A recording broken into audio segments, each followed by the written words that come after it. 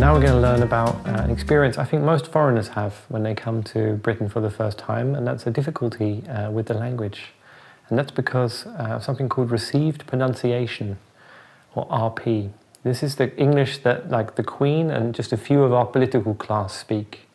Funnily enough, Margaret Fletcher, she took extra elocution lessons to be able to better express all the awful things she wanted to do to us in it.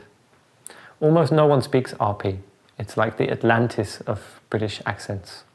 However, thanks to the BBC World Service, Hugh Grant rom-coms, study English CDs and Monty Python, it's become the kind of default accent you kind of deluded foreign types expect us Brits to have. And then you come and visit us. You're confident about the trip. You've had English class for years at school after all. You consider Stephen Fry a kind of lovable honorary uncle. You've read all the Harry Potters, twice at least. You know 8 words of Cockney rhyming slang. You spent 100 hours perfecting your TH. You're ready to show off your new language skills. Then you get off the plane, you get on a train, you get off the train, and you get into a taxi, and there you meet a real-life English person. Their mouth moves and words come out of it. They're kind of incomprehensible. You freeze. Was that English? It didn't sound like English, not the English you learn anyway. You look around. A red double-decker bus drives past. Sitting in it is a man eating a sandwich. Light rain tip-taps against the taxi window. You are in England. It must have been the English language. Sorry? You stammer. The man makes those weird noises again. You kind of guess at what he wants. It's probably just him. But then it keeps happening, no matter where you go and who you interact with. The nice waitress in the restaurant, the man behind the bar. It's just gibberish, all of it, all this noise they're making. You start wondering what it is you've been taught all those years. No one speaks like Stephen Fry. You start doubting yourself. Don't. It's not you, it's us. The average Brit speaks English like they're talking through a muddy shoe. We take pride in speaking a kind of bastard, gutter, ghetto English. It's a kind of messy swamp of slang and idioms and sticky swear words and lazy, lumpy pronunciation.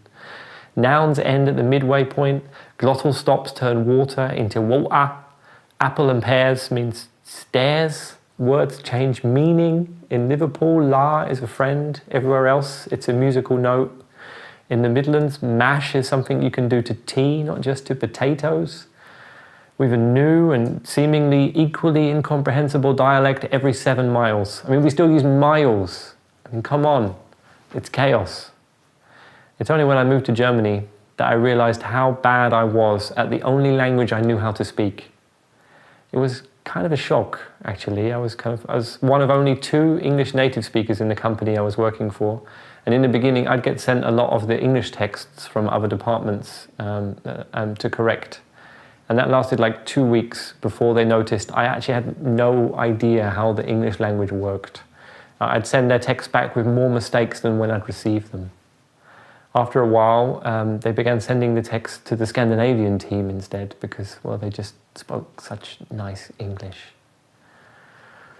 Orally, it wasn't any better. I'd go up to a colleague and ask for something, and we'd have a whole conversation, minutes long, in which they'd nod and smile and answer in a way that I thought was context appropriate. But then, when I turned to leave, they'd say something like, "Adam, what we just talked about here, can you write it all in an email?" And I'd know. I'd see it in their eyes. They'd not followed a word of what I'd said. Even though I'd heard them talking flawless English, I knew how good they were, how expansive their vocabulary was. But it wasn't enough. It wasn't enough to understand me. And slowly, tired of being misunderstood, I adapted. I'm not sure I achieved RP, but I certainly mastered FFE, Foreigner Friendly English. In short, moving to Germany was great for my English. Not everyone was so enthusiastic about my new accent and speech patterns though.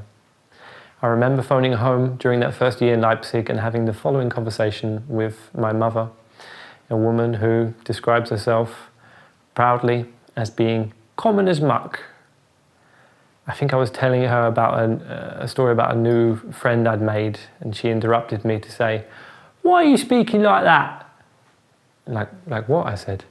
Like that funny German English. What do you mean, Mum? I said, I'm just speaking normally. Nah, you're not. You're not speaking like proper English, like what I speak. I sighed. Mum, proper doesn't end with an